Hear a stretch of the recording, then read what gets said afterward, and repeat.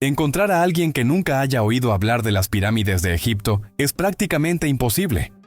Especialmente famosa es la más alta de todas, la pirámide de Jufu, que alcanza los 138 metros de altura. Sin embargo, es importante aclarar que llamarla pirámide de Keops no es del todo correcto. El faraón que ordenó construir esta tumba se llamaba en realidad Jufu. El nombre Keops es una forma griega que apareció 2000 años después de su reinado. Conocemos el verdadero nombre del faraón gracias a los egiptólogos que lograron descifrar los jeroglíficos. En las inscripciones del interior de la pirámide, el nombre aparece repetidamente como pan redondo, polluelo de codorniz, serpiente con cuernos, y nuevamente polluelo de codorniz. Estos signos se leen como JUFU. Los hallazgos arqueológicos modernos han revelado que alrededor de la Gran Pirámide se encuentran numerosas tumbas, incluyendo varias pirámides pequeñas construidas para las esposas del faraón. Y aunque se les llame pequeñas, no hay que subestimarlas. Algunas alcanzaban los 30 metros de altura, equivalente a un edificio moderno de 9 pisos. El complejo que rodea la pirámide de Jufu abarca unos 40 hectáreas.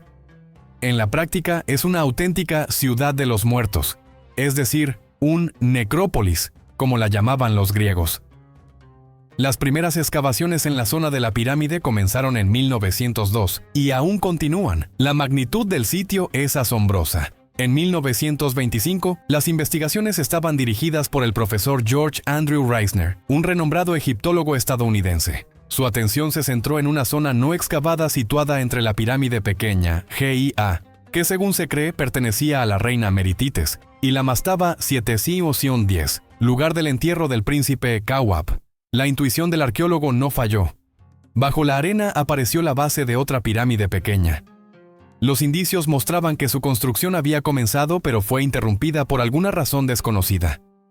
Cerca de allí se encontraba una antigua cantera y una colina de poca altura. El 9 de febrero, el fotógrafo de la expedición, mientras tomaba imágenes del terreno, notó una línea delgada de mortero de cal que apenas se distinguía y que se extendía hacia la colina. Los arqueólogos comenzaron a retirar la arena y los escombros siguiendo esa línea, hasta que llegaron a la ladera de la colina, donde descubrieron un tapón ovalado de cemento. Lo rompieron, y detrás apareció una entrada rectangular sellada con bloques de piedra caliza. ¿Qué era aquello? ¿Una tumba desconocida? El hallazgo, tan inusual y diferente de cualquier otro, recibió el nombre provisional de G7000X. Los bloques fueron retirados uno a uno. Detrás de ellos se descubrió una escalera que descendía hacia un pozo vertical, también sellado con bloques. Continuaron la excavación y, a 10 metros de profundidad, hallaron un nicho con claras señales de ofrenda. Huesos de toro, un cráneo, un par de jarras y fragmentos de basalto negro, del mismo tipo que se usaba en los templos funerarios. Todo indicaba que estaban ante una tumba auténtica, excavada en el corazón del necrópolis. Los trabajos avanzaban con cuidado. Se retiraban los bloques lentamente y el pozo se hacía cada vez más profundo, 15, 20, 25 metros, hasta que el 17 de marzo, 2 semanas después del inicio de las excavaciones, a 30 metros de profundidad apareció una pared de piedra, la entrada a la cámara funeraria. Se retiró una piedra de la pared y tras ella se abrió una oscuridad profunda. El arqueólogo Alan Rowe introdujo su mano con una vela y vio un destello dorado. Una suerte increíble. La tumba estaba intacta. Cuando los arqueólogos desmontaron el resto del muro, entraron por primera vez en un espacio que había estado sellado durante casi 400 años. Contra una de las paredes se encontraba un sarcófago de alabastro con una pesada tapa. Sobre la tapa descansaban varas doradas, y otras estaban colocadas entre el sarcófago y la pared. El suelo estaba cubierto de láminas de oro que antaño decoraban muebles de madera. La madera se había reducido a polvo, pero el oro permanecía. Por todas partes había vasijas de piedra y cobre. Nadie se atrevía a tocarlas. Los investigadores las examinaban con lupas e incluso con binoculares. Tan frágil era todo. En una de las láminas de oro se pudieron leer jeroglíficos. El señor de las 2 coronas, Snefru, Horus, Nebmat. El faraón Snefru, también conocido como Snofru, era bien conocido, padre de Jufu y constructor de 3 pirámides. Las dos primeras no le satisfacían y mandó construir una tercera. Surgió entonces una suposición sorprendente. Era esta la tumba de Snefru. Pero, ¿por qué construir 3 pirámides y acabar sepultado en una pequeña cripta junto a la pirámide de su hijo? Muy pronto esa hipótesis perdió fuerza. Una tumba real debía ser más amplia, más elaborada. Además, los objetos en la cámara estaban desordenados. Había cerámica rota, restos de mortero y herramientas de los trabajadores olvidadas en las esquinas. La excavación del pozo tomó casi un año. Fue una labor meticulosa. Cada fragmento, cada lámina de oro se fotografiaba, se recogía con pinzas y se registraba en un inventario. No había prisa. Cada detalle podía ser vital. Poco a poco, los arqueólogos reconstruyeron lo que el tiempo había destruido. Apareció una cama con cabecera, con patas talladas en forma de patas de león. Sillas recubiertas de oro, cofres con vasijas de alabastro, copas y platos dorados, brazaletes de plata decorados con mariposas de lapislázuli y malaquita, y por fin, un bastón de madera casi desintegrado con jeroglíficos dorados. Madre del Señor del Alto y Bajo Egipto, la que sigue a Horus, guía del rey, elegida hija del dios, Eteferes. Así se supo. La tumba pertenecía a la reina Eteferes, esposa de Snefru y madre del gran Jufu. Pero cuanto más descubrían, más preguntas surgían. Los investigadores estaban convencidos de que dentro del sarcófago habría una momia, quizás con sus joyas. Después de todo, en un nicho oculto habían hallado un cofre con vasos canopos, que contenían las vísceras de la difunta. Todo indicaba que el cuerpo debía estar allí. Pero el asombro fue mayúsculo. El sarcófago estaba completamente vacío. El entierro de Eteferes, sin momia, parecía una novela de misterio. Un auténtico enigma arqueológico.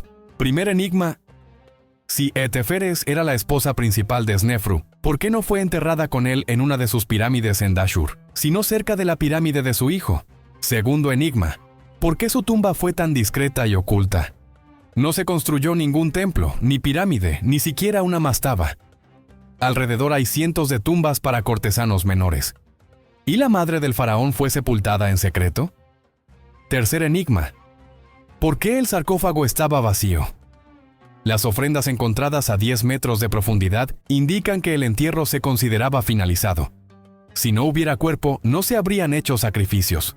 Cuarto enigma: ¿por qué los objetos estaban esparcidos, las vasijas rotas y la tumba claramente sin terminar? Incluso las herramientas de los obreros permanecían dentro, aunque la entrada ya había sido sellada.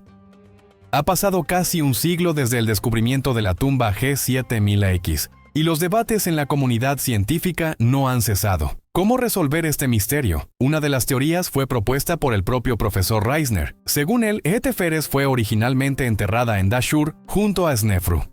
Poco después, Jufu ascendió al trono e inició la construcción de su propia pirámide en Giza. Entonces llegó una noticia alarmante. La tumba de su madre había sido saqueada. La momia, destruida, los objetos robados. Pero los ladrones fueron capturados, al igual que parte del botín. En el antiguo Egipto, estos crímenes no eran raros. Documentos como el papiro de Amherst describen interrogatorios a ladrones que profanaron la tumba del faraón Sobekemsaf II en el siglo 1100 a.C. Las penas eran severas, la muerte. Volviendo al caso de Eteferes, Reisner planteó que el funcionario responsable de la tumba, temiendo ser ejecutado, ocultó al faraón que el cuerpo había sido destruido. Informó que los culpables habían sido capturados. Jufu, enfurecido, ordenó trasladar el entierro a Giza y construir una nueva tumba, quizás incluso una pirámide, como la GIA. Mientras se terminaba, los restos del ajuar funerario y el sarcófago fueron depositados temporalmente en una tumba excavada junto a la cantera. Se pensó en cavar 10 metros, pero la roca era frágil, así que siguieron hasta los 30. Cuando se empezó a tallar la cámara, el tiempo apremiaba. El sarcófago y los objetos fueron bajados apresuradamente a una cámara aún sin terminar. Varias piezas se rompieron, pero eso ya no importaba. Sellaron todo a toda prisa y notificaron: el entierro está completo. Hoy, la tumba de Eteferes es una de las más misteriosas de todo Egipto. En el Museo del Cairo se exhiben los objetos restaurados hallados en su interior, pero el destino real de la reina sigue siendo un misterio. Los investigadores aún debaten qué ocurrió realmente. Al parecer, la propia Eteferes sigue guardando su secreto. Si te ha gustado este video, deja un me gusta. Eso ayuda mucho al canal.